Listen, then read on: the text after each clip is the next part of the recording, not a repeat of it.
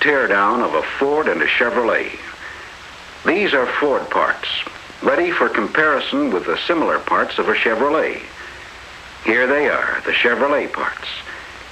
And our comparison is to cover all categories: economy, comfort and convenience, performance, and safety. A big factor in safety is a driver's ability to see. The total of Chevrolet's glass area is this much bigger than a Ford's, 166 square inches. And remember, Ford's glass shortage is not confined to any one spot as we show here, but is distributed throughout all areas. Quite a difference, eh?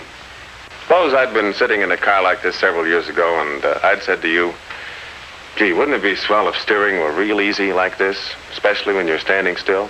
Then, if we and the practical designers and the hard-headed production men and the skeptical testers have done our jobs right, well, then the factory men can turn yesterday's dream of effortless power steering into today's reality. Now, that looked easy, didn't it?